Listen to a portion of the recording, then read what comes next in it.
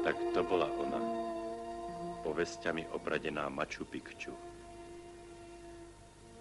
Ja a môj brat sme boli prví belosi, ktorí smeli uvidieť túto tajúplnú pevnosť Inkov, ktorú márne hľadali vyše 300 rokov.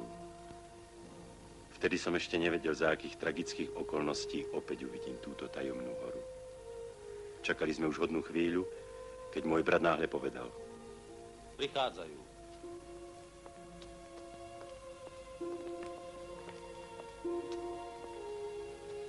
Všemohúci Virakoča, nech vás ochraňuje. Stáť! Ani jeden biely muž nevkročí do svätyne Inkov. Sú to moji priatelia. Odpuste, bratia, ale princ Haukarapora nepôjde s vami do Európy. Nesmie opustiť krajinu svojich otcov. Ale Tahuka, veď to bola tvoja vôľa, aby Haukaraporu vychovali v Európe. Rozhodla múdrosť bohov. Bohovia? Bol to Anciano. On je najvyšším kňazom môjho ľudu. Ty si predsa Inka. Ty musíš rozhodnúť. Ústami najvyššieho kňaza zjavujú nám bohovia svoju vôľu. Poď, je to zbytočné.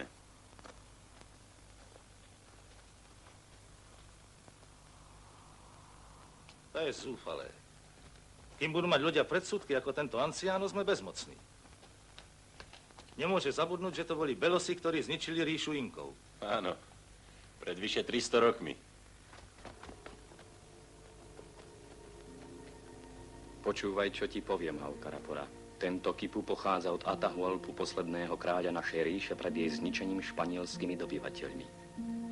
Uzlové písmo predkov skrýva tajomstvo, ktoré sa okrem nás a najvyššieho kňaza nesmie nikto dozvedieť.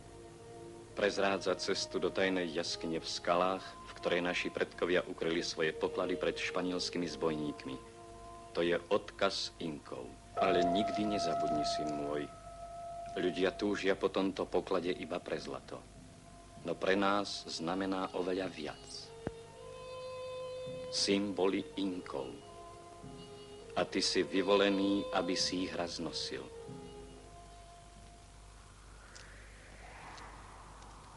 Virakoča, všemohúci stvoriteľ sveta, vypočuj nás.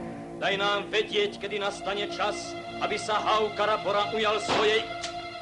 To bolo hore na planine. Prepad, Indiáni predsa nemajú pušky. To Paroma pusto. Poď, rýchlo, idem z druhej strany. To Paroma.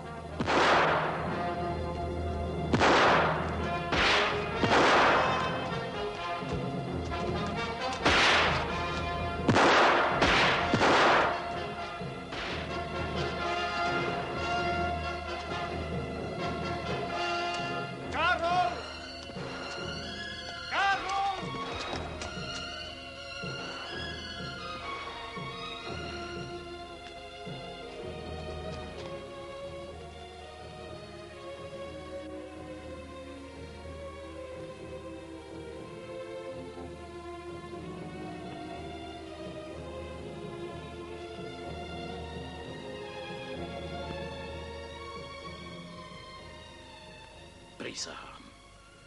Ja, Anciano, prisahám, že neumriem prv, kým nepomstím túto podlú vraždu.